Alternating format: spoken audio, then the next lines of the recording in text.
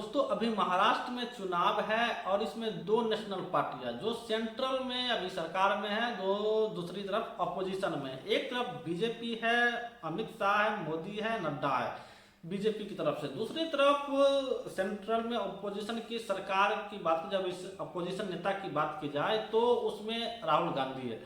एक तरफ बीजेपी, दूसरी तरफ कांग्रेस। और इसमें महाविकास अघाड़ी जो महाराष्ट्र में है उसमें सबसे पहले शरद पवार, उसके बाद उद्धव ठाकरे और राहुल गांधी जो महाविकास अघाड़ी है, ये महाराष्ट्र में एक तरफ है। दूसरी तरफ की बात की जाए महायुति, जिसमें देवेंद्र फडणवीस, एकनाथ शिंदे और अजित पवार, इसमें आमने सामने की टक्कर है। और सबसे बड़ी जो लड़ाई है इसमें महाराष्ट्र में बात की जाए, सबसे बड़ी लड़ाई इसमें देवेंद्र फडणवीस के साथ साथ बीजेपी के साथ साथ कांग्रेस और अजित पवार के सामने शरद पवार, शिंदे के सामने उद्धव ठाकरे, बीजेपी के सामने कांग्रेस, ये सबसे बड़ा बैटल है।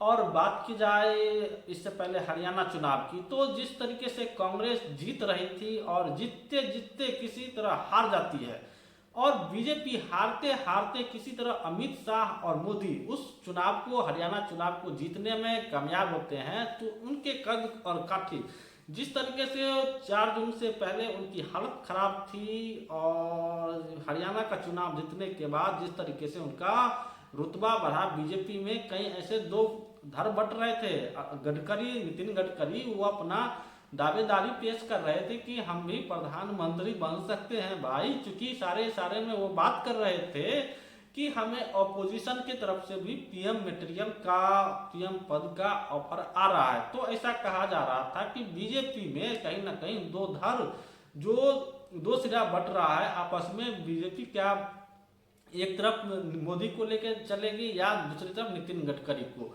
पर हरियाणा के जीतने के बाद जिस तरीके से नितिन गडकरी, जो अभी नागपुर की तरफ से विदर्भ का जो महाराष्ट्र में इलाका है उस इलाके से आते हैं, देवेंद्र फडणवीस भी उसी इलाके से आते हैं जहां पे आरएसएस का गढ़ है, आरएसएस का मुख्यालय नागपुर उसी तरफ पड़ता है। वहां पे बीजेपी के सामने सीधे टक्कर है। वो जो इलाका है कपास बेल्ट है, कॉटन बेल्ट है, वहाँ कपास की खेती बहुत बड़ी मात्रा पे की जाती है। अब बात की जाए बीजेपी के सीधे सीधे टक्कर कांग्रेस से है, वहाँ पे करीब 60, 62, 65 सीट है, जहाँ पे वो 30, 35 से लेकर के 36 सीट, 40 सीट के आसपास बीजेपी की वो सीधे टक्कर कांग्रेस दे रही है। क्योंकि कांग्रेस उस पिछले चुनाव में जिस तरीके से लोकसभा के चुनाव होते हैं वहां से क्लीन स्वीप करके निकल जाती है और बीजेपी को वहां सुपरा साफ कर देती है। तो वहां जो पिछले चुनाव में जो परफॉर्मेंस रहे थे और जो पुराना बेल्ट है कांग्रेस का, वो पुराना बेल्ट नजर आता है। जो पुराना बेल्ट कहा जाता है कि कांग्रेस का विदर्भ का जो इलाका है, नागपुर का इलाका है, वहां पे वो कांग्रेस की जो जितने भी आबादी है वो कांग्रेस को वोट देती हुई नजर आती है और देती आई भी है। तो ऐसा उम्मीद लगाया जा रहा है अगर ये 35, 36, 40 सीट के आसपास वहां पे जो सीट सीधे टक्कर बीजेपी को कांग्रेस दे रही है, अगर वहां पे क्लीन स्वीप कर गई तो बीजेपी को महाराष्ट्र में सरकार बनाना काफी ज्यादा भारी पड़ेगा और शायद वो बना पाएगी या भी नहीं।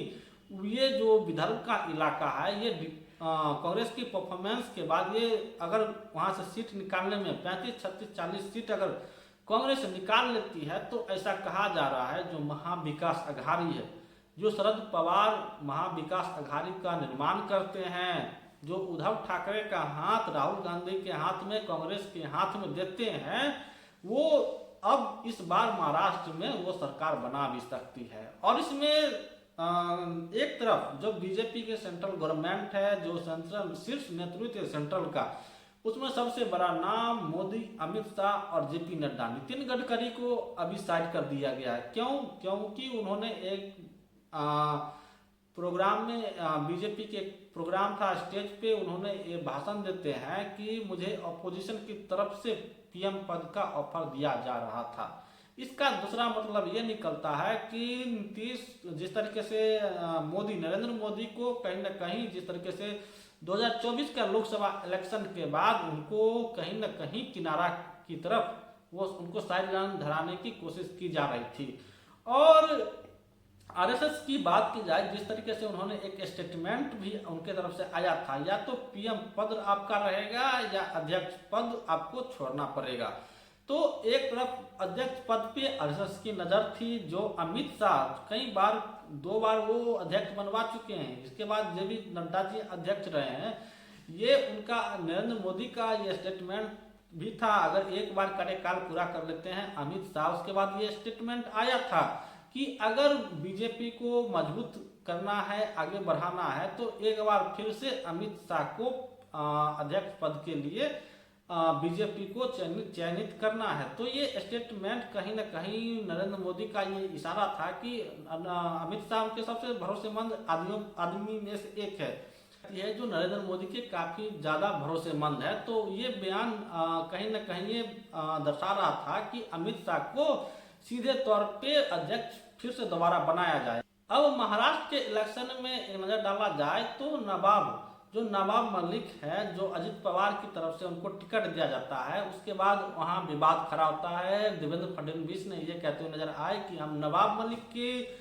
प्रचार प्रसार में नहीं जाएंगे, पर नवाब मलिक की बेटी को भी दूसरे सीट पर उतारा जाता है, तो उन्होंने कहा कि नवाब मलिक के साथ नहीं जाएंगे उनके चुनाव प्रचार प्रसार में, और उनकी बेटी का चुनाव प्रचार करेंगे। ये देवेंद्र फडणवीस का बयान था। तो बीजेपी में भी कई ऐसे जो चेहरे हैं, कई ऐसे सीट है जहां पे शिंदे के साथ साथ अजित पवार भिड़ते हुए नजर आ रहे थे, और उनके विरोध में शिंदे अपना प्रत्याशी, अजित पवार के प्रत्याशी के विरोध में अपना प्रत्याशी उतारते हैं। तो कहीं ना कहीं बीजेपी का जो ये टेंशन है, कहीं ना कहीं वो जग जाहिर होता हुआ नजर आ रहे थे कि देवेंद्र फडणवीस का ये कहना कि हम उनके प्रत्याशियों के प्रचार में नहीं जाएंगे, और जो विवादित चेहरा था अजित पवार ने उनको अपना टिकट देती है, और शिंदे उसके विरोध में अपना टिकट दे देती है। तो ये कहीं ना कहीं जो असमंजस महायुति में बनी हुई है, ये कहीं ना कहीं महंगा पड़ जाएगा, और इस लड़ाई में बीजेपी का नुकसान दिखता हुआ नजर आ रहा है। आपकी क्या प्रतिक्रिया है? क्या महायुति या महाविकास अघाड़ी किसकी सरकार बनने वाली है? क्या कांग्रेस वहां परफॉर्मेंस, जो विदर्भ का इलाका है, वो ही डिफेंसिव और निर्णायक होगा बीजेपी के लिए? डिफेंसिव, चूंकि बीजेपी वहां से पिछले चुनाव में क्लीन स्वीप कर गए, तो डिफेंसिव मोड में है, और कांग्रेस ये जोर लगा रही है कि कहीं ना कहीं वहां से 40 के आसपास सीट निकाला जाए। अगर वो 40 सीट निकालती है तो वहां से ही बीजेपी का पत्ता साफ हो जाता है, और ये चुनाव काफी निर्णायक होगा अमित शाह के लिए भी और मोदी के लिए। अगर महाराष्ट्र में उनकी हार होती है, उसके बाद सीधे सीधे बिहार में चुनाव होगा, उसके बाद दिल्ली में चुनाव होगा, फिर वहां पर बीजेपी अपना ये शीर्ष नेतृत्व में कहीं बदलाव भी कर सकती है, और वहां पे अमित शाह की जो ताकत है, नरेंद्र मोदी की जो ताकत है, वो कहीं ना कहीं कम नजर आएगी। आपकी क्या प्रतिक्रिया? कमेंट जरूर दर्ज कीजिएगा।